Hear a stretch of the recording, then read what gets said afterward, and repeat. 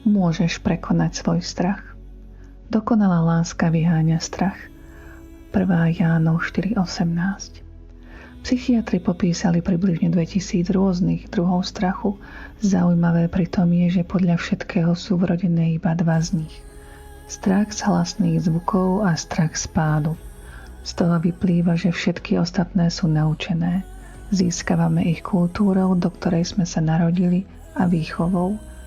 Dôležitejšie však je, že ak je strach naučený, tak sa ho môžeme odnaučiť. Väčšinu z nás v dobrom i zlom formovala len hŕstka skúseností. Tieto rozhodujúce skúsenosti v nás mohli zasiať semienko sebadôvery alebo semienko neistoty, semienko nádeje alebo semienko zraniteľnosti, semienko viery alebo semienko strachu. Apoštol Ján hovorí, čo je konečným cieľom nášho vzťahu s Bohom. V láske niet strachu, ale dokonalá láska vyháňa strach.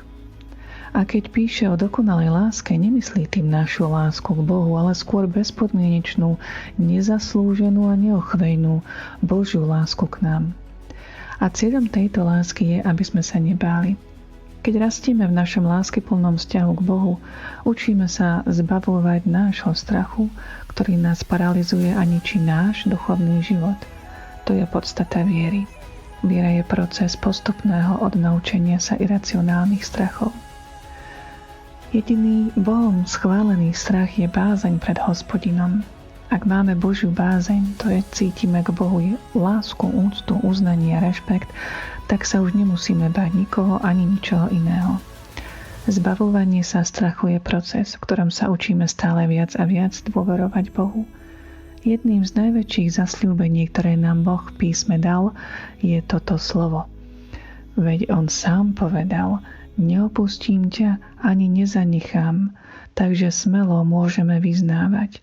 Pán je mojím pomocníkom, nebudem sa báť, veď čo mi urobí človek. Židom 13, 5 až 6. Počuli ste dennú úvahu zo 4. vydania časopisu Živé slovo dnes. Tlačenú a bezplatnú formu časopisu si môžete vyžiadať na webe živeslovodnes.sk, kde nájdete aj ďalšie zamyslenia o Božom slove.